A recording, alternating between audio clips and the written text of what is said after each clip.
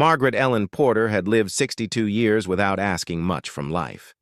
Her diner, nestled on Route 40 between two small Texas towns, had been her world for 30 years. The chrome counter gleamed under fluorescent lights, and the smell of coffee was as familiar as her own breathing. It was a Thursday afternoon in late September when he walked in. He moved slowly, like a man carrying the weight of too many miles. His boots were dusty, his denim shirt faded to the color of a summer sky after rain. The cowboy hat was weathered, pulled low. Everything about him said drifter, a man passing through with nothing but what he carried. "Coffee, please," he said quietly, settling onto a stool. Margaret poured without comment. She'd learned long ago that some people need silence more than conversation. His hands, she noticed, told a story. They were calloused and strong, but there was something else, a careful way he held the cup like someone who'd once held finer things. He came back the next day, and the day after that. By the second week, they'd begun to talk. Small things at first, the weather, the pie. He mentioned fixing her screen door without being asked. Noticed the truck in her parking lot had a slow leak in the tire. "I could take a look at that for you," he offered.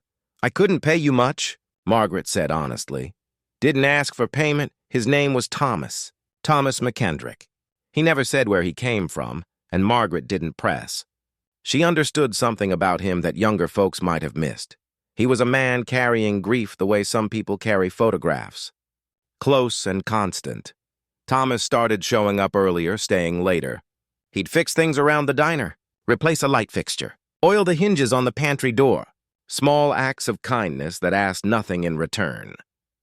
Margaret found herself looking forward to his presence. There was something steady about him, like an old tree that's weathered every storm. They'd sit after closing, sharing coffee, talking about life in that easy way people do when they've both lived enough to know what matters. "Had a ranch once," Thomas mentioned one evening, his voice soft. "Long time ago. Lost my wife Emily 12 years back. Lost interest in most everything after that." Margaret nodded, understanding in her silence. "Haven't really stopped moving since," he continued. "Figured if I kept moving, the loneliness couldn't quite catch up. Does it work?" She asked gently. He smiled, tired but genuine. "Not particularly." 3 weeks passed like this. The other regulars at the diner started nodding to Thomas, accepting him as part of the daily rhythm. Old Pete Jenkins mentioned needing help with his fence, and Thomas showed up without being asked twice. The Martinez family's barn door got rehung. Small kindnesses, quietly given. Then came the morning everything changed. A sleek black truck pulled up, and a man in an expensive suit stepped out. He looked uncomfortable, out of place among the pickup trucks and working vehicles. "Mr. McKendrick," he called, spotting Thomas by the coffee pot. "We've been trying to reach you for 3 days." Margaret watched, confused, as the man approached with papers.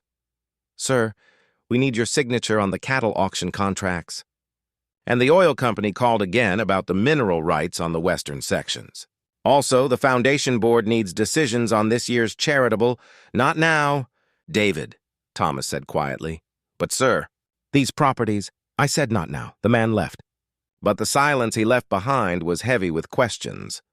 Margaret stood at the counter, the coffee pot still in her hand. Thomas looked at her with something like regret in his eyes. "Guess I owe you an explanation," he said. They sat in the corner booth as the morning sun slanted through the windows. Thomas told her about the McKendrick Ranch, 40,000 acres built over 4 generations. About oil rights and cattle operations that employed 200 families. About being one of the largest landowners in 3 counties. "After Emily died, I couldn't stand being there," he said. "Couldn't stand people treating me different because of what I owned instead of who I was. Couldn't stand the emptiness of that big house. So I started wandering, sometimes for months at a time." "Why didn't you tell me?" Margaret asked, not angry, just curious. "Because here I was just Thomas," he said simply. "Just a man who could fix a door and drink coffee and talk about nothing and everything. You didn't see the ranch or the money. You just saw me." Margaret considered this, her weathered hands wrapped around her coffee cup. "You're still just Thomas to me," she said finally. "The rest is just Details. Something in his face shifted then, like sunlight breaking through clouds. "I've been alone a long time, Margaret," he said. "Thought maybe I was meant to be. But these past few weeks, sitting in your diner, fixing things, talking with you, it's the first time in 12 years I've felt like I was home." Margaret felt her eyes water slightly. At 62, she'd thought her story was mostly written, the important chapters behind her. "Funny thing about life," she said softly. "Just when you think you know how it's supposed to go, it shows you something different." Thomas reached across the table, his calloused hand covering hers. "I'm not looking for anything but honesty," he said. "I'm tired of being lonely. Tired of running. If you'd let me, I'd like to stop running right here." Outside, the Texas sun continued its slow arc across the sky.